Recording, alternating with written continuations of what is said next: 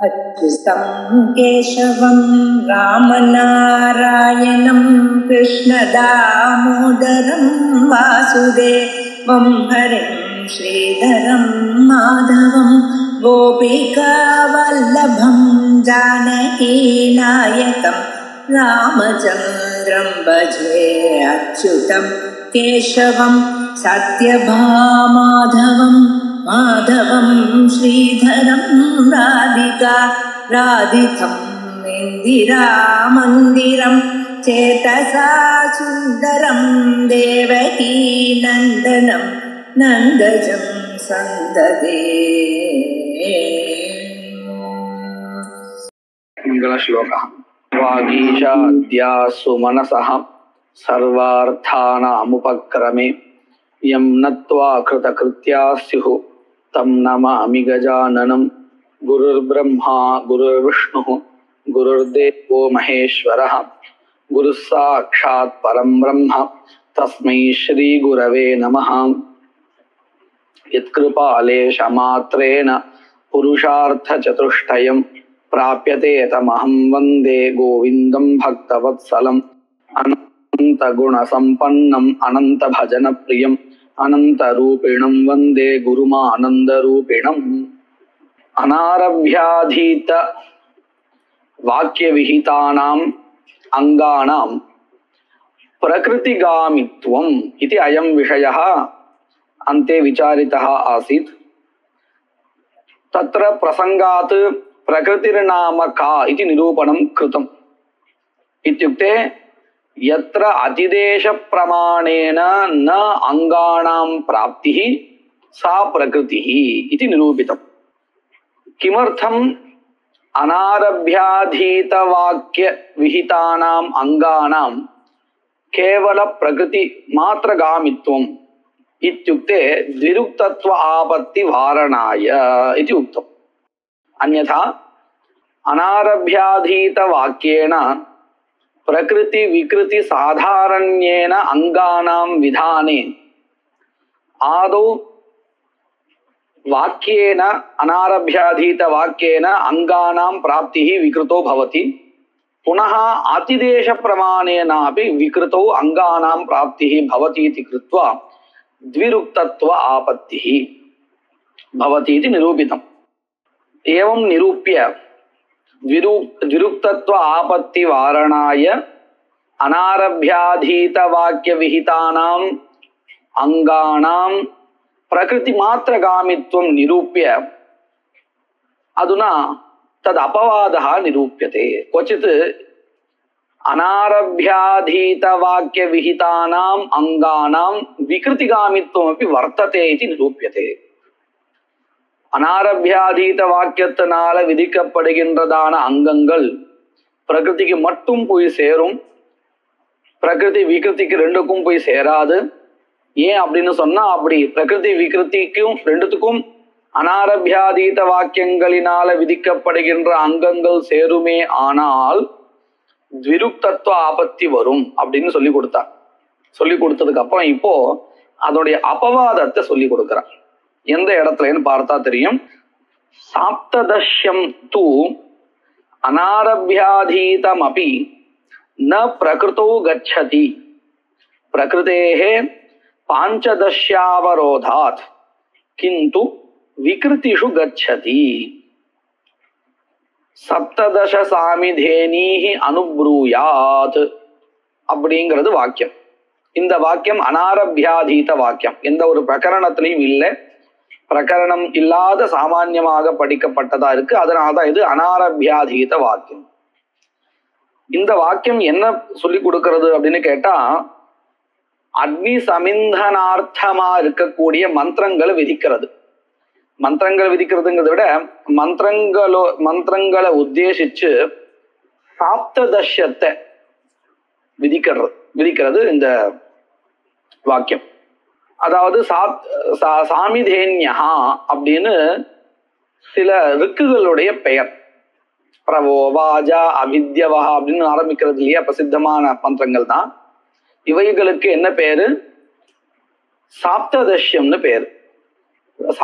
சாமிதேன்யான்னு பேரு. இந்த சாமிதேனி அப்படின்னு பேரை கொண்ட அந்த ரிக்குகளை உத்தேசிச்சு சாப்ததஷ்யத்தை இந்த வாக்கியம் விதிக்கிறது. எந்த வாக்கியம்? சாமிதேனி அனுப்ரூயாத்துங்கிற வாக்கியம்.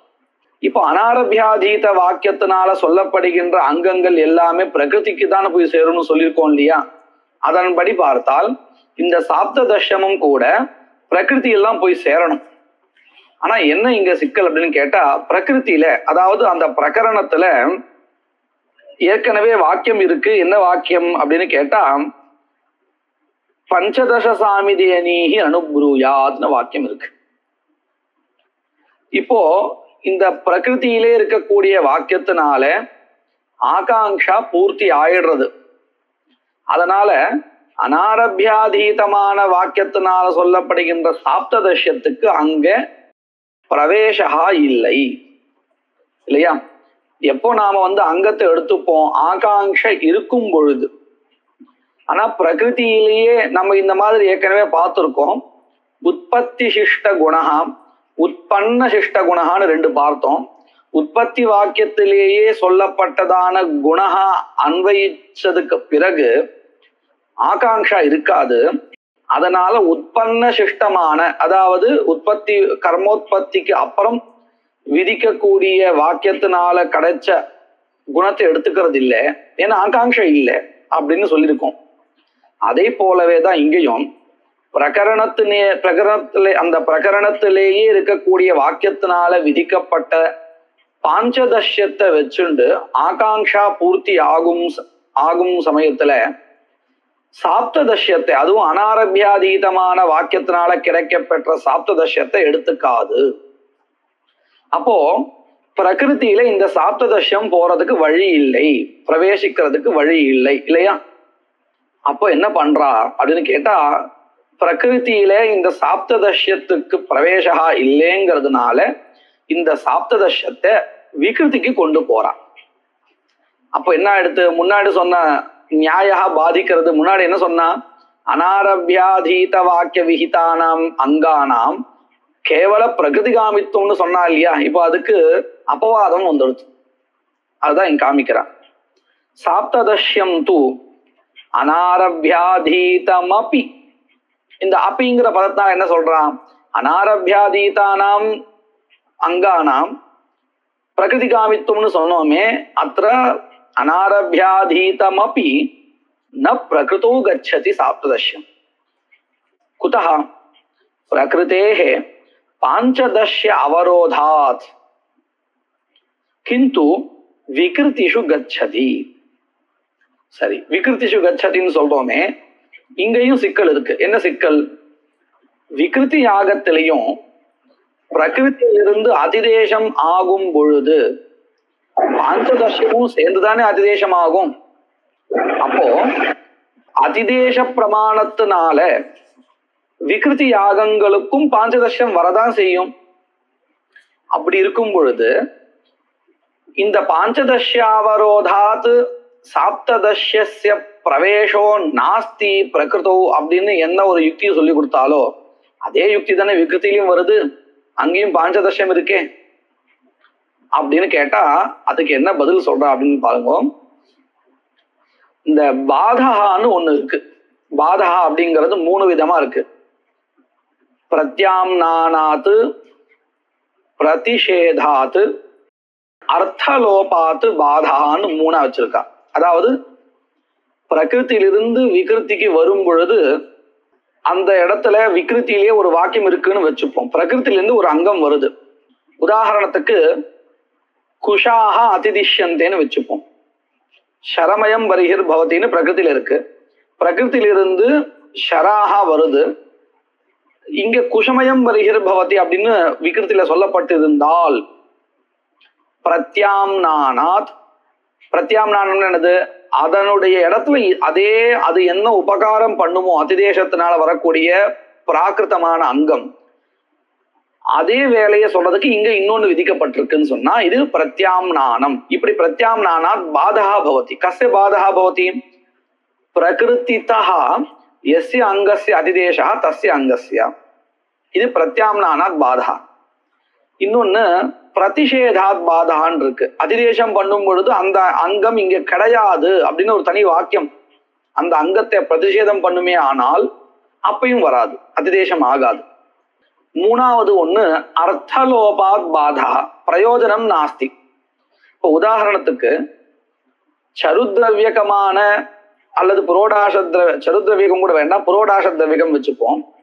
புரோடாசகமான யாகா பிரகிருதி யாகா இருக்குன்னு சொன்னா அதுல இந்த அவஹரணம் பண்ணுவோம். ஏன் பண்ணுவோம்னு சொன்னா அந்த பிஷ்டத்தை சம்பாதிச்சா மட்டும்தான் புரோடாசத்தை பண்ண முடியும்.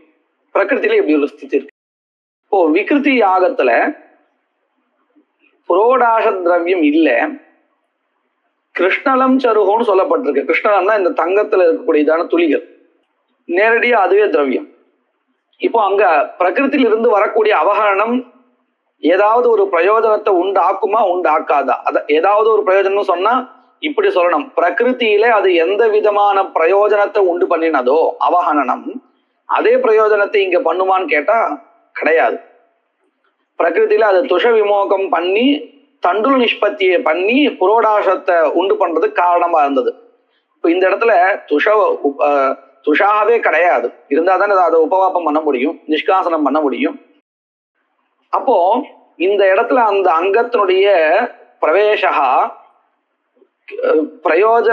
பிரயோஜனாபாவாதேவ நபவதி, அர்த்தலோபாத், அர்த்தபதஸ்ய பிரயோஜனம் இத்தியர்த்தா. இப்படி 3 விதமான பாதங்கள் இருக்கு. இந்த 3ம் இல்லைன்னா கண்டிப்பா அதிதேசம் ஆயிடும். இதை மனசை வாங்கிக்கணும்.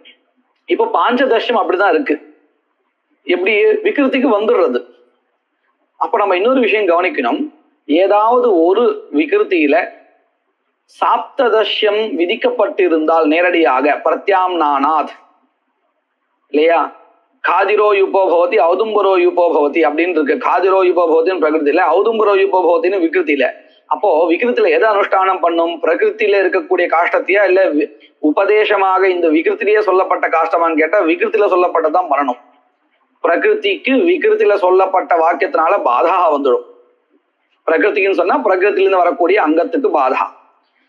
அப்போ எந்த விகிருத்தியில சாப்ததஷ்யம் நேரடியா விதிக்கப்பட்டிருக்கோ அந்த கர்மாவில பாஞ்சதஷ்யம் வராது இல்லையா. அதை தவிர்த்து மற்ற எல்லா விகிருதிகளிலும் பாஞ்சதஷ்யம் வரும், அதிதேச பிரமாணத்தினால கிடைக்கும்.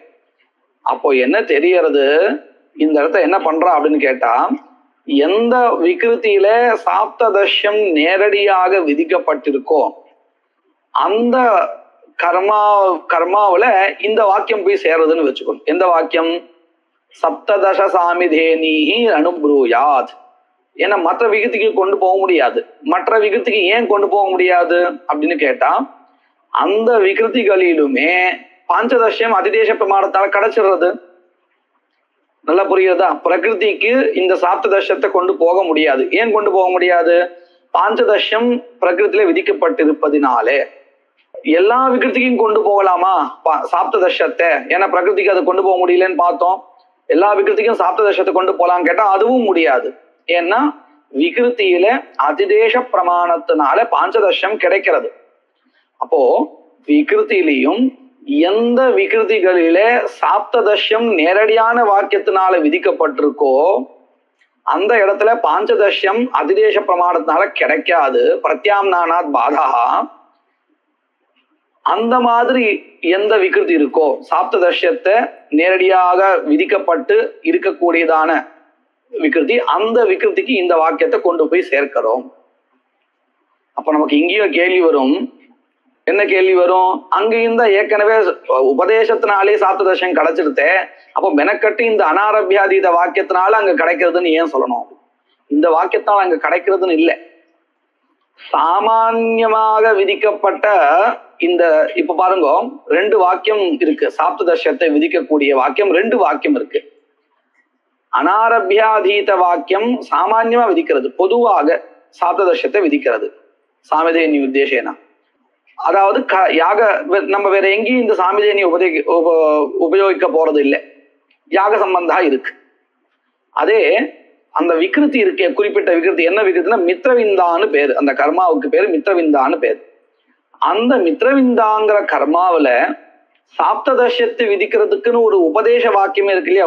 அங்கே இருக்கக்கூடிய வாக்கியம் உபதேச வாக்கியம், அதிதேசம் இல்லை, உபதேசம். அந்த வாக்கியம் விசேஷ வாக்கியம் ஆகும். சாமான்யமா விதிக்கப்பட்ட இந்த சாப்ததஷ்யத்தை ஒரு பிரகரணத்துக்கு கொண்டு போய் சேர்க்கிறோம் இல்லையா?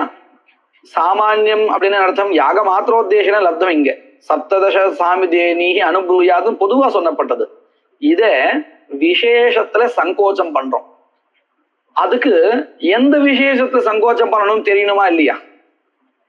அதுக்கு எது உதவுறது அப்படின்னு கேட்டா அந்த மித்ரவிந்தாவில இருக்கக்கூடியதான சப்ததச சாமிதேனி அனுபூயாதுங்கிற வாக்கியம் இருக்கே, அது உதவுறது. இதுதான் அந்த விசேஷா அப்படிங்கிறது நமக்கு தெரிய வர்றது.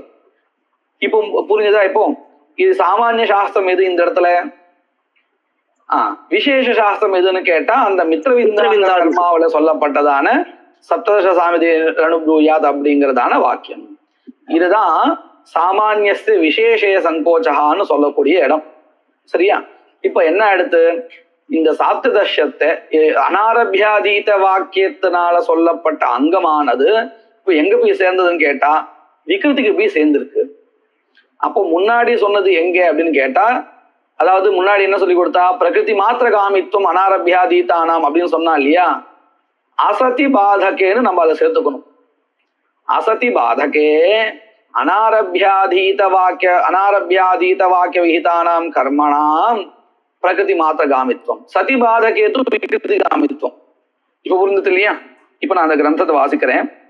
சாப்ததஷ்யம் து அனாரபியாதீதமபி ந பிரகிருதோ கச்சதி பிரகிருதேஹ பாஞ்சதஷ்ய அவரோதாத் கிந்து விக்ருதிஷு கச்சதி தத்ராபி ந சர்வாசு விக்ருதிஷு குதஹ चोदक प्राप्त पांचदश्य बाध प्रसंगात्. चोदक शब्दस्य चोदकः इत्युक्ते अधिदेशः इत्यर्थः. सरिया? चोदक प्राप्त इत्युक्ते विकृतिषु अपि अधिदेश प्रमाणेन पांचदश्यं प्राप्तमेव. तेन पांचदश्येन साप्तदश्यस्य बाधः भवत्येव. तदेव उच्यते चोदक प्राप्त पांचदश्य बाध प्रसंगात्. इत्युक्ते चोदक प्राप्त पांचदश्येन साप्तदश्यस्य बाध प्रसंगात् इत्यर्थः. तर्हि कुत्र किन्तु प्रत्यक्ष श्रुत साप्तदश्यासु मित्रविन्दादिषु गच्छति. இன்னும் ஆதிபதேனா பசு வைமிருதம் இந்த மாதிரியான சில கர்மாக்கள் இருக்கு. அங்கேயும் சாப்ததஷ்யம் சொல்லப்பட்டிருக்கு. அந்த மாதிரியான கர்மாக்கள்ல அப்படின்னு அர்த்தம். ஆதிபதத்தினால பசு வைமிருதம் முதலிய கர்மாக்கள், எந்த கர்மாக்கள்ல சாப்ததஷ்யமானது நேரடியாக சொல்லப்பட்டிருக்கோ அந்த மாதிரியான கர்மாக்களை எடுத்துக்க வேண்டியது ஆதிபதத்தினால. மித்ரவிந்தாதிஷு கச்சதி யதாஹு. இந்த விஷயத்துல வார்த்திகத்துல சொல்லப்பட்ட ஸ்லோகம் சொல்றார். ஏவஞ்ச பிரகிருதௌ ஏதத் பாஞ்சதஷ்யம் பிரதிஷ்டிதம் விகிருதௌ ச ந யத்ர அஸ்தி சாப்ததஷ்ய புனஸ்ருதிஹி. பாருங்க, ஏவஞ்ச பிரகிருதௌ ஏதத் பாஞ்சதஷ்யம் பிரதிஷ்டிதம். பிரகிருதௌ பாஞ்சதஷ்யம் பிரதிஷ்டிதம் இत्युक्ते விஹிதம். விகிருதௌ ச ந யத்ர அஸ்தி பாஞ்சதஷ்யம் तत्र साप्तदश्य पुनः यत्र च पुनःश्रुतिः अस्ति इत्युक्ते उपदेशवाक्यम् अस्ति तत्रैव साप्तदश्य श्रुतिः भवति. यत्र च साप्तदश्य पुनःश्रुतिः वर्तते तत्र इत्यर्थः.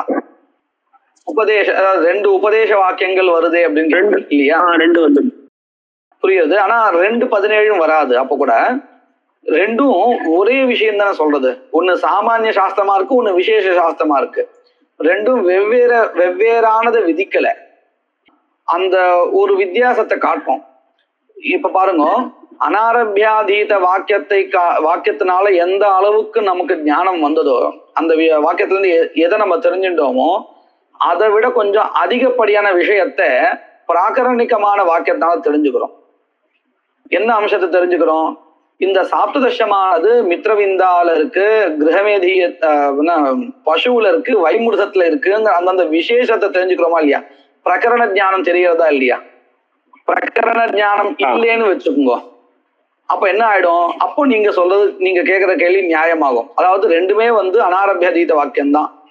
ரெண்டு வாக்கியத்தினாலையும் ஒரே மாதிரியான ஞானம் தான் ஏற்படுறது, கொஞ்சம் கூட அதிகப்படியா இல்லை அப்படின்னு சொன்னா அப்போ ரெண்டு வாக்கியம் வியர்த்தம், ரெண்டு வாக்கியம் எதுக்குன்னு கேட்கலாம். ஆனா அனாரபியாதீத வாக்கியத்தினால எந்த ஞானம் ஏற்படுறதோ அதை விட கொஞ்சம் அதிகப்படியான விசேஷ ஞானமானது இன்னொரு வாக்கியத்தினால ஏற்படுறது இல்லையா, பிராகரணிகமான வாக்கியத்தினால. அப்போ அதுதான் அந்த வாக்கியத்துடைய பிரயோஜனம். எங்கெங்கெல்லாம் சாமானிய விசேஷ சாஸ்திரம் இருக்கோ அங்க அவசியம் அந்த கொஞ்சம் அதிகப்படியான ஞானம் ரெண்டாவது வாக்கியத்தினால ஏற்படும், விசேஷ வாக்கியத்தினால ஏற்படும். இப்ப உங்களுக்கு பதில் கிடைச்சிருக்கு இல்லையா, புரிஞ்சிருக்கு இல்லையா? இப்போ அது பத்தி ஒரு ஸ்லோகம் கூட வரப்போறது. இப்போ நீங்க கேட்ட இந்த கேள்வி இருக்கு இல்லையா, இந்த கேள்வியை வார்த்திகக்காரர் கேட்டு அதுக்கு பதிலும் சொல்லியிருக்க, அந்த ஸ்லோகமும் இந்த கிரந்தத்திலே வரப்போறது மேற்கொண்டு. ராகவனுக்கு இந்த ஸ்லோகத்துல விஷயம் புரிஞ்சது இல்லையா? அதாவது நான் எங்க அன்வைக்கிறதுன்னு, நான் எங்க அன்வைக்கிறது, எத்திர சாப்ததஸ்ய புனஸ்ருதி அஸ்தி தத்ர நிவேஷா அப்படின்னு புரிஞ்சிருச்சு. இப்ப பாருங்க, அடுத்த கேள்வி அதுதான். நச்ச வாக்கிய வையர்த்தியம் இல்லையா, ரெண்டு வாக்கியம் அதுக்கு வியர்த்தம் தானே. அனாரபியாதீதஸ்யைவ சாப்ததஸ்ய மித்ரவிந்தாதி பிரகரணஸ்தேன வாக்கேன உபசம்ஹாராத். இந்த உபசம்ஹாரஹான என்னது, சாமான்யமா கிடைச்ச ஒன்னே ஒரு விசேஷத்துல கொண்டு முடிக்கிறதா உபசம்ஹாரஹா. சாமானியஸ்ய விசேஷ உபசம்ஹாரஹா கிரியதே. இந்த மாதிரி நம்ம ஏற்கனவே கூட பார்த்திருக்கோம். ஆக்னேயன் சதுர்தா கரோதி அப்படின்னு ஒரு வாக்கியம், புரோடாசன் சதுர்தா கரோத்தின்னு ஒரு வாக்கியம் இல்லையா, இது பார்த்துருக்கோம், ஞாபகம் இருக்கா? ஆக்னேயங்கிற பதம் அக்னி தேவதா சம்பந்தகமான திரவியத்தை சொல்றது. அது எந்த திரவியமா இருக்கலாம், புரோடாசம் தான் இருக்கணுங்கிறது இல்லை, அக்னி தேவதாகமான வேற திரவியம் கூட இருக்கலாம். இப்ப இந்த ஆக்னேயன் சதுர்தா கரோதி அப்படிங்கிற வாக்கியத்தினால சதுர்தாகரணம் விதீயதே. கிமுத்தேசேனா, அக்னி தேவதாக திரவியோத்தேசேனா. அடுத்தாப்புல வரக்கூடிய புரோடாசன் சதுர்தா கரோதிங்கிற வாக்கியம் அது எதை சொல்லி கொடுக்கறது அப்படின்னு கேட்டா, அக்னி தேவதாகமான எல்லா திரவியத்துக்கும் சதுர்தாகரணம் கிடையாது, அக்னி தேவதாகமான புரோடாச திரவியத்துக்குத்தான் இல்லையா அப்படின்னு சொல்லி கொடுக்கறது. அப்ப என்ன எடுத்து, ஆக்னேயன் சதுர்தா கரோதிங்கிறது சாமானிய சாஸ்திரம், புரோடாசன் சதுர்தா கரோதிங்கிறது விசேஷ சாஸ்திரம் ஆயிடுறது. ஒரே விஷயத்துல எத்தனை நியாயத்தை வேணா சஞ்சாரம் பண்ணிக்கலாம், சித்தாந்தத்தை மாத்தக்கூடாது, அவ்வளவுதான். எத்தனை நியாயத்தை விட ஒரு இடத்துல ஒரு நியாயம்தான் வரணுங்கிறது இல்லை, தாத்பரியம் இல்லை. இப்ப நம்ம அசஞ்சாத விரோதி நியாயான்னு பாக்குறோம் இல்லையா, அங்க அவசியம் உபக்கிரமஸ்தத்துவங்கிற நியாயம் வந்துடும். பிரதமோபஸ்திதத்துவம் அசஞ்சாத விரோதி நியாயான்னு நம்ம பார்த்தோம் இல்லையா, வேதோவா பிராய தரிசனாத் அப்படிங்கிற இடத்துல எங்க நம்ம இந்த மாதிரி அசஞ்சாத விரோதி நியாயம் சொல்றோமோ அந்த இடத்துல பிரதமோபஸ்திதத்துவம் அப்படிங்கிறதான உபக்கிரமஸ்தத்துவம் அந்த நியாயம் அவசியம். இது அதுவும் ரெண்டு சேர்ந்தா வருது இல்லையா, ஆனா நியாயங்கள் ரெண்டும் வெவ்வேறு, ஆனால் அந்த ரெண்டும் சேர்ந்தா ஒரு இடத்துல அப்ளை ஆகுது. அதனால ஒரு இடத்துல ரெண்டு நியாயம் வர்றதுனால தோஷம் கிடையாது. இப்ப நாம எதை பார்த்துருந்தோம்னு கேட்டா, இந்த சாமானியஸ்ய விசேஷ உபசங்கோச்சா அந்த விஷயம் தான் பார்த்துட்டு இருக்கோம். நச்ச வாக்கிய வையர்த்தியம் அனாரபியாதீதஸ்யைவ சாப்ததஸ்ய மித்ரவிந்தாதி பிரகரணஸ்தேன வாக்கேன உபசம்ஹாராத். உபசம்ஹாரோ நாம கஹ தஸ்ய விவரணம் கிரியதே. சாமான்ய பிராப்தஸ்ய விசேஷே நியமனம் சங்கோச்சः யதாஹு சாமான்ய விதிः ஸ்பஷ்டः சம்ஹ்ரியேத விசேஷதः. பஷ்யந்து, பிரகிருத ஸ்தலத்துல அனாரபியாதீத விதி சாமான்ய விதி, தத்ர சாப்ததஸ்யம் விஹிதம். சாப்ததஸ்யம் விஹிதம் இत्युक्ते कीदृश அபூர்வ சாதனீபூத சாமிதேனி இல்லையா, சாமிதேனின் பேரு. கிம் அபூர்வ சாதனீபூத சாமிதேன்யு உத்தேசேன சாப்ததஸ்யம் விதியத்தை அப்படின்னு கேள்வி கேட்போம். எப்போ நான் சொல்றது சாமானிய இந்த அனாரபியாதீத வாக்கியம் நம்ம இப்போ கேட்டிருக்கோம், சப்ததச சாமிதேனி ப்ரூயாத். இந்த இடத்துல கிமபூர்வ சாதனீபூத சாமிதேன்யுத்தேசேனா சாப்ததஸ்யம் விதியத்தை அப்படின்னு கேள்வி கேட்டா பதில் கிடைக்குமோ? கிடைக்காது. அப்போ இது எப்படி இருக்கு, அஸ்பஷ்டமா இருக்கு, சுஸ்பஷ்டமா இல்லை. அதனால்தான் சாமானிய விதி அஸ்பஷ்டா சம்ஹ்ரியேத விசேஷதா, விசேஷேன சம்ஹ்ரியதே சங்கோச்சதே உபசம்ஹ்ரியதே ததானீம் தூ ஸ்பஷ்டதா பவதி. நம்ம இப்போ சொல்லாமா இல்லையா, இப்போ இந்த சாமானிய விதியை அனாரபியாதீத விதியை விசேஷத்தோட சங்கோச்சம் பண்ணதுக்கு அப்புறம் இப்படி கேள்வி கேட்டோம்னா கிமபூர்வ சாதனீபூத சாமிதேன்யுத்தேசேன அத்த சாத்ததர்ஷம் விதியத்தேன்னு கேட்டா பதில் கிடைக்குமா கிடைக்காதா? கிடைக்கும். இதே முன்னாடி கிடைக்காது இல்லையா? அதுதான் இல்லையா?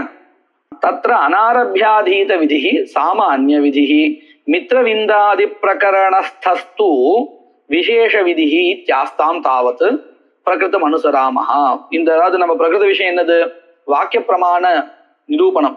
தத் அனுசராமஹா தத் சித்தம் வாக்கியாத் அங்கத்வம். இதः பரம் வாக்கிய பிரமாணஸ்ய பிரகரணாதி பிரமாணேभ्यः பிராபல்ய நிரூபணம். ததிதம் வாக்கியம் பிரகரணாத் பலீயः. முதல்ல சங்கல்பா இல்லையா? பிரதிஜ்ஞா. ததிதம் வாக்கியம் பிரகரணாத் பலீயः. பிரகரணம் ஹி ந சாக்ஷாத் விநியோஜகம் தத்தி ஆகாங்ஷா ரூபம். பிரகரணம் நாம ஆகாங்ஷா ரூபம். நச்ச ஆகாங்ஷா ஸ்வயம் பிரமாணம். ஆகாங்ஷா சாக்ஷாத் ந விநியோஜகம் பவதி கிந்து சாகாங்ஷம் வாக்கியம் பிரகரணஸ்வரூபம் திருஷ்ட்வா பவதி ஏதாத்ருஷி மதிஹி நூனமிதம் வாக்கியம் கேனச்சித் வாக்கியேன ஏகவாக்கியபூதம் இது. அதாவது பிரகரணம்னா என்னது? ஆகாங்ஷா தானே பிரகரணம்னா. இந்த ஆகாங்ஷாவை பார்த்ததுக்கு அப்புறம் நமக்கு ஒரு விஷயம் உபஸ்திதமாகும். என்ன விஷயம் கேட்டா, இப்படி ஆகாங்ஷாவுடன் கூடிய பதார்த்தத்தை சொல்லுகின்ற ரெண்டு வாக்கியம் இருக்கு. நம்ம பார்த்த உதாரணம் தான் எடுத்துப்போமே. தர்ஷபூர்ணமாச யாக உற்பத்தி விதாயகம் வாக்கியம் ஒண்ணு, பிரயாஜாதி யாகங்களை விதிக்கக்கூடிய வாக்கியம் ஒண்ணு. இந்த ரெண்டு வாக்கியத்தினாலையும் சொல்லப்படுகின்ற கர்மாவுக்கு ஆகாங்ஷா இருக்கு. அதாவது பிரயாஜாதிகளுக்கு கிம்பாவாகாங்ஷா இருக்கு. தர்ஷபூர்ணமாசாதி பிரதான யாகங்களுக்கு கேன பாவேரி தியாகாங்ஷா அப்படின்னு ரெண்டு ஆகாங்ஷா இருக்கு. இப்படி ஆகாங்ஷாவுடன் கூடிய ரெண்டு வாக்கியங்களை பார்த்ததுக்கு அப்புறம் நமக்கு என்ன தோணும்? இந்த வாக்கியங்களுக்கு ஏதோ ஒரு வாக்கியத்தோடு சம்பந்தம் இருக்கு அப்படின்னு தோணும். இந்த சம்பந்தத்தை நம்ம ஏக வாக்கியத்தான்னு சொல்றோம். இப்படி தெரிஞ்சதுக்கு அப்புறம் நம்ம என்ன பண்ணுவோம்? எந்த ரெண்டுத்துக்கு இருக்கோ அந்த ரெண்டுத்துக்கும் அங்காங்கி பாவத்தை கல்பிக்கிறதுக்காக ஏக வாக்கியத்தாவை பண்ணுவோம். எப்படி? பிரயாஜாதிபிகி தர்ஷபூர்ணமாசோ பாவயேத் அப்படின்னு ஒரு வாக்கியத்தை கல்பிப்போம். அப்ப என்ன ஆறது? பிரகரணம் வாக்கியத்தை கல்பிக்கிறது இல்லையா? நம்ம இப்போ இது வாக்கியம்னு சொல்லிட்டு இருக்கோம். ஆக்சுவலி இது ஸ்ருதி கல்பனம் தான். இப்ப நான் சொன்னது பிரயாஜாதிபிகி திருத்தியாந்தமான பதமும் கல்பிச்சுட்டேன். அதாவது எப்படி இன்னும் ப்ராசஸ் இன்னும் கொஞ்சம் டீப்பா சொல்றதா இருந்தா எப்படி சொல்லணும்? பிரகரணம் ஆகாங்ஷா தானே பிரகரணம். இந்த சமித்யாகங்களுக்கு இருக்கக்கூடிய ஆகாங்ஷையும் தர்ஷபூர்ண மாசத்துடைய ஆகாங்ஷையும் பார்த்ததுக்கு அப்புறம் இந்த ரெண்டுத்துக்கும் ஒரு மானசிகமா நம்ம ஒரு ஏக வாக்கியத்தாவை கல்பிப்போம். அப்படின்னா என்னது மானசிகம்னா? மனசுக்குள்ள இந்த ரெண்டுத்துக்கும் ஒரு சம்பந்தம் இருக்கு. தர்ஷபூர்ண மாசத்துக்கும் பிரயாஜங்களுக்கும் ஒரு சம்பந்தம் இருக்குன்னு சொல்றோம் இல்லையா? அப்போ இது இந்த மானசிக வாக்கிய கல்பனா ஒண்ணு வச்சுட்டு இருக்கோம். தர்ஷபூர்ண வாக்கியம்னா என்னது? அங்கமாகவும் அங்கியாகவும் சம்பந்தப்படக்கூடிய அந்த இரண்டினுடைய சமபிவியாகாரம் தானே வாக்கியம். அப்போ இந்த இடத்துல என்ன ஆறுது? இந்த ஆகாங்ஷ ரெண்டும் பார்த்ததுக்கு அப்புறம் நம்ம பிரயாஜத்துக்கும் தர்ஷபூர்ண மாசத்துக்கும் சம்பந்தம் இருக்கு அப்படின்னு இன்னும் அந்த சம்பந்தம் என்னன்னு நம்ம சொல்லல, அங்காங்கி பாவத்தை சொல்லல, வெறும் சம்பந்தம் இருக்குன்னு கல்பிக்கிறோம். இந்த சம்பந்தம் இருக்குன்னு சொல்றோம் இல்லையா? இதுதான் சமபிவியாகாரா. அப்போ இது என்னது? வாக்கிய பிரமாணம். புரியுறதா இது எப்படின்னு? எல்லாருக்கும் புரியுது தானே? பிரகரணத்தை பார்த்து நாம எப்படி வாக்கியம் கல்பிக்கிறோம்னு. அப்படி பிரகரணம் பார்த்து வாக்கியம் கல்பிச்சதுக்கு அப்புறம் என்ன பண்றோம்? இதுல எது பிரதானமா இருக்கிறது யோக்கியமா இருக்கு, எது அங்கமா இருக்கிறது யோக்கியமா இருக்குன்னு யோக்கியத்தாவை பார்க்கிறோம். அப்படி பார்க்கும் பொழுது என்ன ஆறுது? தர்ஷபூர்ண மாசம் தான் பிரதானமா இருக்கிறது யோக்கியமா இருக்கு. ஏன் அப்படின்னு கேட்டா என்ன பதில் சொல்லுவோம்? அது பலவத்தா இருக்கு அங்கங்களோட சேர்ந்துருக்குன்னு நம்ம சொல்ல முடியாது. ஏன்னா இப்பதானே அங்கங்களுக்கு சேர்க்கவே போறோம். அந்த சேர்க்கறதுக்கு உண்டான ப்ராசஸ் தானே சொல்லிட்டு இருக்கோம், பிரக்கிரியை தானே சொல்லிட்டு இருக்கோம். பலவத்தா இருக்கு, அதுவே போதுமானது. ஏன்னா பலவத் எது இருக்கோ அதுதான் பிரதானம். இப்போ யாகத்துக்கு எந்த ஒரு பலனும் சொல்லப்படலை. ஆனா அதே சமயத்து தர்ஷ பூர்ணமாசத்துக்கு பலன் சொல்லப்பட்டிருக்கு. அதனால என்ன தெரிகிறது அப்படின்னு கேட்டால், பலவத்தா இருக்கிறதுனால அது பிரதானம்னு தெரிகிறது, இது குணகான்னு தெரிகிறது.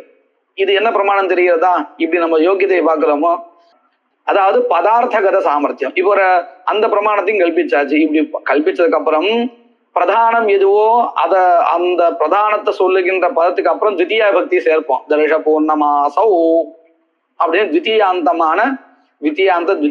திவச்சன பதத்தை கல்பிக்கிறோம். இந்த இடத்துல 2 கர்மாக்களா இருக்கவே, 6 கர்மாக்கள் 2 அந்த கூட்டங்களா இருக்கவே திவச்சனம். அதே மாதிரி அங்கமா இருக்கக்கூடிய பிரயாஜத்துக்கு அப்புறம் ஒரு திருத்தியை கல்பிக்கிறோம். பிரயாஜாதிபிகி, பிரயாஜ அனுயாஜம் நிறைய இருக்கிறதுனால ஆதிபதத்தினால சேர்த்துண்டு திருத்தியா பிரயாஜாதிபிகி. அப்போ நம்ம என்ன பண்ணிட்டோம், பிரகரணத்துல ஆரம்பிச்சு வரிசையா வாக்கியம், லிங்கம், ஸ்ருதி கல்பிச்சு பிரயாஜாதிபிகி தர்ஷ பூர்ணமாசோ பாவயேத் அப்படின்னு ஸ்ருதி கடிதமான ஒரு ஸ்ருதி, நான் சொல்றது விபக்தி, ஸ்ருதி பிரமாணம், அங்கத்த போதக பிரமாணம், அதை சேர்ந்தாப்புல இருக்கக்கூடியதான ஒரு வாக்கியத்தை கல்பிக்கிறோம். அப்போ இதுல இருந்து என்ன தெரிகிறது, பிரகரணம் வாக்கியத்தை கல்பிச்சுதான் பிரமாணம் ஆறுதுன்னு தெரிகிறது. அதான் இங்க சொல்லிட்டு இருக்கா. பாருங்க, நச்ச ஆகாங்ஷா ஸ்வயம் பிரமாணம் கிந்து சாகாங்ஷம் வாக்கியம் பிரகரணஸ்வரூபம் திருஷ்டுவா பவதி ஏதாதிருஷி மதிஹி கிமிதி நூனம் இதம் வாக்கியம் கேனச்சித் வாக்கியேன ஏகவாக்கியபூதம் இதி ததச்ச ஆகாங்ஷா ரூபம் பிரகரணம் வாக்கியஸ்ய வாக்கியாந்தர ஏகவாக்கியத்வே பிரமாணம். புரியுது இல்லையா? பங்கி நான் வாசிச்சுட்டு போயிட்டு இருக்கேன், புரியலன்னா சொல்லுங்க. இது நம்ம அர்த்தம் பார்த்துட்டோம், அதனாலதான் வாசிச்சுட்டே போறேன். ஏவஞ்ச யாவத் பிரகரணம் வாக்கியம் கல்பயித்வா விநியோஜகம் பவதி தாவத் ததः பிராகேவ வாக்கியம் லிங்கஸ்ருதி கல்பயித்வா விநியோஜகம் பவதி இதி பிரகரணாத் வாக்கியம் பலீயः. பிரகரணம் வாக்கியாதி பூர்வ பிரமாணம் கல்பயித்வா த்ரீணி பிரமாணாनि கல்பயித்வா விநியோஜகம் பவதி. வாக்கியம் தु 2 பிரமாணே கல்பயித்வா விநியோஜகம் பவதி இதி தஸ்ய ஷைக்ரியதா வர்த்தते, शीघ्रगामित्वं वर्तते. अतएव इति उदाहरणं प्रदर्शयति. इन्द्राग्नि इदं हविरजुषेताम् अविवृधेतां महोज्यायोक्राताम् इत्यत्र इन्द्राग्निपदस्य लिङ्गात् दर्शाङ्गत्वे सिद्धे इदं हविः इत्यादेरपि तदेकवाक्यत्वात् दर्शाङ्गत्वं न तु प्रकरणात् दर्शपूर्णमासाङ्गत्वं प्रकरणात् वाक्यस्य बलीयस्त्वात्. எப்படின்னு பாருங்கோ, இந்த மந்திரஹா ஒண்ணு படிச்சிருக்கா இல்லையா, இந்த அக்னி இதம் ஹவிரஜுஷதாம். இந்த மந்திரத்துல இந்திராக்னி தேவதா பிரகாசனம் இருக்கு. அப்போ லிங்கத்தை வச்சுட்டு பார்த்தால் இந்த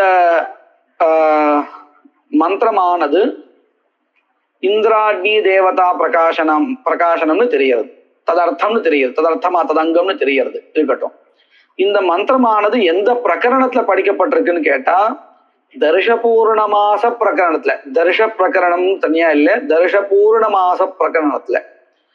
சரி, அப்போ இந்த பிரகரணத்தை சககாரியா வச்சுண்டு லிங்கத்தை பிரமாணமா வச்சுண்டு நம்ம இந்த மந்திரத்தை விநியோகம் பண்ணினோமே, ஆனால் இந்த மந்திரம் எதற்கு அங்கம்னு ஆகும் கேட்டா தர்ஷபூர்ண மாசாங்கத்துக்கு அங்கம்னு ஆயிடும். தர்ஷ கர்மாவுக்கும் சரி பூர்ணமாச கர்மாவுக்கும் அங்கம்னு ஆயிடும் இல்லையா? ஏன்னா அந்த பிரகரணம் தர்ஷ பிரகரணம் மாத்திரம் இல்லை, தர்ஷ பூர்ண மாச பிரகரணம். சரி, ஆனால் இதே சமயத்துல நாம வாக்கியத்தை வச்சுட்டு பார்த்தால் இதகும் ஹவிஹின்னு இருக்கு இல்லையா, இதம் ஹவிஹி அப்படிங்கிற அந்த இந்திராக்னி, அதாவது இந்த வாக்கியமானது இந்திர அக்னிய பிரகாசனம் பண்றதா இருந்தாலும் இந்த ரெண்டும் சேர்ந்து ஒரு திரவியத்துக்கு தேவதைன்னு தெரியறது. எங்க தெரியறது அப்படின்னு கேட்டா இதகும் ஹவிஹிங்கிற இடத்த தெரிகிறது. அந்த பதம் இல்லைன்னு சொன்னா என்ன தெரியும், என்ன ஆகும் தெரியுமா? இந்த மந்திரம் 2 தேவத்தையும் பிரகாசனம் பண்றது, அந்த 2 தேவதை தனித்தனியாவும் இருக்கலாம். இதகும் ஹவிஹிங்கிற அம்சம் இல்லைன்னு வச்சுக்கோங்க இந்த மந்திரத்துல. அப்ப இந்த மந்திரம் இந்திரனையும் பிரகாசனம் பண்றதா இருக்கு, அக்னியும் பிரகாசனம் பண்றதா இருக்கு. நமக்கு தர்ஷபூர்ண மாச பிரகரணத்து 2மே தேவதையா இருக்கு. இந்திரன் ஐந்திர கர்மாவள தேவதையா இருக்கு, அதே மாதிரி அக்னி ஆக்னேய யாகத்துல இருக்கு. அதனால 2த்துக்கும் விநியோகம் பண்ணலாம்னு ஆயிடும். ஆனா இந்த இதகும் ஹவிஹி அப்படிங்கிற ஒரு அம்சம் இருக்கே மந்திரத்தினுடைய கடைசி பாகம், அந்த பாகத்துல இருந்து என்ன தெரியுதுன்னா, இந்த ததிர பிரத்யமானது திரவியத்தை சொல்றதுக்காக வந்தது. சரியா? சூக்த ஹவிஷோகோ அப்படிங்கிற சூக்தான் இங்க ஹவிஷ சொல்ல வந்ததுன்னு தெரிகிறது. அதாவது இந்திராக்னி தேவதே எஸ்ய ஹவிஷா, 2ம் சேர்ந்தாப்புல எந்த திரவியத்துக்கு தேவதையோ அந்த திரவியம்னு தெரிகிறது. அப்போ எந்த கர்மாவுல இந்திராக்னி தேவதையானது 2 சேர்ந்தாப்புல தேவதையா இருக்கோ அந்த கர்மாவை எடுத்துக்கணும் தெரிகிறது. இது எதனால தெரிகிறது? அந்த இதுகும் ஹவிஹிங்கிற அந்த ஏக வாக்கியதா, இன்னொரு வாக்கியத்தோட ஏக வாக்கியதா கிடைச்சதே வாக்கிய பிரமாணத்தினால, அதனால கிடைச்சது. இதே பிரகரணத்தை வச்சுட்டு பார்த்தால் இந்த மந்திரமானது தர்ஷபூர்ண மாச பிரகரணத்துக்கு அங்கம்னு ஆயிடும். இங்க ஒரு சின்ன விசேஷம் இருக்கு, பிரயோக விசேஷம். என்னன்னு கேட்டா, நாம ஏற்கனவே படிச்சிருக்கோம் இல்லையா, அதாவது பௌர்ணமாசி யாகத்துல ஆக்னேயா உபாம்ஷியாக அக்னிஷோமியா, தர்ஷ யாகத்துல ஆக்னேயா ஐந்திரந்ததி ஐந்திரம் பயகான்னு சொல்லியிருக்கோம். இந்த ஐந்திரந்ததி ஐந்திரம் பயகான்னு 2 கர்மாக்கள் இருக்கு. இதுக்கு 2ம் சேர்த்து சான்னாய யாகான்னு பேரு. ஆனா அசோமயாஜி சன்னயேதுன்னு வாக்கியம் இருக்கு. அசோமயாஜி சோமயாகம் சங்கல்பம் பண்ணிக்காதவா சான்னாயம் பண்ண முடியாது. அதற்கு பதிலாக அந்த ஸ்தானத்துல நாசோமயாஜி சன்னயேத் அப்படின்னு எதிர்வேற்கக்கூடிய வாக்கியம். அதனால என்ன அந்த இடத்துல என்ன பண்ணணும், ஐந்திராக்ன புரோடாசம் பண்ணணும் இருக்கு. எதற்கு பதிலாக ஐந்திரந்ததி ஐந்திரம் பயகா, அதற்கு பதிலாக ஐந்திராக்ன யாகா புரோடாச யாகா பண்ணணும் இருக்கு அசோம யாஜினா. அப்போ என்ன ஆறுது, தர்ஷத்துலதான் ஐந்திராக்ன தேவதா இருக்கு, பூர்ணமாசில இல்லை இல்லையா? அப்போ என்ன ஆறுதுன்னு கேட்டால், இந்த வாக்கியத்தை வச்சுட்டு பார்த்தால் வாக்கியத்தையும் லிங்கத்தையும், அதாவது ஏக வாக்கியத்தா பண்ணி லிங்கத்தை வச்சுட்டு பார்த்தோம்னா இந்த மந்திரஹா தர்ஷாங்கம் தான் ஆகும், தர்ஷ பூர்ணமாசாங்கம் ஆகாது. ஆனா பிரகரணத்தை வச்சுட்டு பார்த்தால் இந்த மந்திரமானது தர்ஷ பூர்ணமாசாங்கம்னு ஆயிடும். இப்போ 2த்துல எதை எடுத்துக்கிறது அப்படின்னு கேட்டா, பிரகரணத்தை காட்டிலும் வாக்கிய பிரமாணம் தான் பிரபலங்கிறதுனால இந்த மந்திரம் தர்ஷாங்கம் தான் சொல்லணும் அப்படின்னு சொல்லி கொடுத்துருக்கா. இந்த விசாரணை எல்லாருக்கும் நல்லா புரிஞ்சிருக்கா? யாருக்கா சந்தேகம் இருக்கா? இதகும் ஹவிஹிங்கிற அந்த அம்சம் சேர்ந்ததுக்கு அப்புறம் தான் இந்த 2ம் தேவதை ஒரு திரவியத்துக்குங்கிற அம்சம் தெரிகிறது. அந்த ஏக வாக்கியத்தா வந்தாதான் தெரிகிறது, இல்லாட்டி தெரியாது. அதனாலதான் நான் முதல்ல சொன்னேன், இதகும் ஹவிஹிங்கிற அம்சம் இல்லைன்னு வச்சுன்னு பேசி பாருங்க. அப்ப நமக்கு என்ன ஆயிடும் தெரியுமா, இந்த 2 தேவத்தனையும் பிரகாசம் பண்றதா இந்த மந்திரம் இருக்கு. ஏன் ஒரே மந்திரம் 2 தேவத்தையும் பிரகாசம் பண்ணக்கூடாதான்னு? கண்டிப்பா பண்ணலாம். அப்போ என்ன ஆயிடும், இதகும் ஹவிஹி இல்லைன்னா இந்த மந்திரம் இந்த தேவதா பிரகாசனார்த்தமாவும் இருக்கு, அக்னி தேவதா பிரகாசனார்த்தமாவும் இருக்கு. அப்படி வச்சுட்டு பார்த்தால் பிரகரணத்தை எங்க வேணா விநியோகம் பண்ணலாம், தர்ஷ பூர்ண மாச பிரகரணத்தை விநியோகம் பண்ணலாம், தர்ஷத்தெல்லாம் பண்ணுங்கிற அவசியம் இல்லை. ஆனால் இதகும் ஹவிஹின் அம்சத்தோட இந்த இந்திராக்னி இதகும் ஹவிரஜேதாம் அவிவசேதாம் மஹோஜாயோஹோ கிராதாம் இதகும் ஹவிஹிங்கிற இந்த அம்சத்தோட சேர்ந்துட்டோம்னா, ஏக வாக்கியத்தா பண்ணிட்டோம்னா, அப்போ இந்த மந்திரம் எங்க மட்டும் போய் சேரும். இப்ப இதகும் ஹவிஹிங்கிற அம்சம் இல்லைன்னு வச்சுங்க, அதை ஓரம் கட்டிடுங்க. வெறும் மந்திரம் மட்டும் இருந்ததுன்னா அந்த இடத்துல இந்திரனை பிரகாசனம் பண்ணக்கூடிய மந்திரமாகவும் அக்னிய பிரகாசனம் பண்றதாகவும் தான் அந்த மந்திரம் இருக்கும், அவ்வளவுதான். இந்த 2ம் சேர்ந்தாப்புல தேவதை இந்த திரவியத்துக்கு, நான் உங்களுக்கு இன்னொரு உதாரணம் காமிக்கிறேன், நல்லா புரியும்.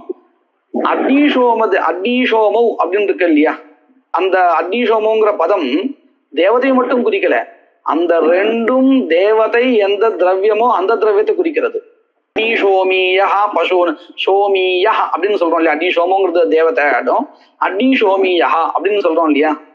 அக்னிஷோமியா அப்படிங்கிற பதம் எதை குறிக்கிறது, அக்னியும் சோமனும் தேவதை எந்த திரவியத்துக்கோ 2ம் சேர்ந்தா அந்த பசு திரவியத்துமோ இல்ல என்ன திரவியமோ அதுக்கு அந்த திரவியத்துக்கு தான் தெரிகிறது.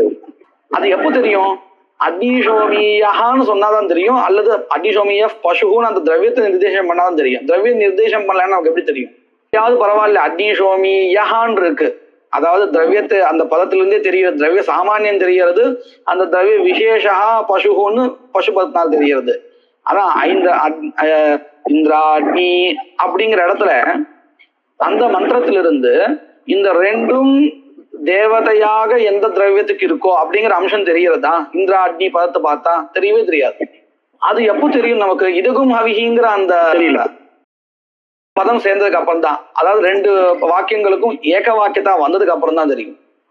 அந்த ஏக வாக்கியத்தாவை தானே நம்ம வாக்கிய பிரமாணம் சொல்லிட்டு இருக்கோம். இதுதான் இங்க சொல்றான். அப்போ என்ன ஆயிடுது அப்படின்னு கேட்டா, வாக்கிய பிரமாணம் தான் பிரபலங்கிறதுனால இந்த இடத்துல பிரகரணத்தினால மந்திரத்துக்கு தர்ஷபூர்ணமாசாங்கத்துவம் கிடையாது, அதற்கு பதிலாக தர்ஷாங்கம் தான் அப்படிங்கிறத சொல்லி கொடுக்குறாங்க.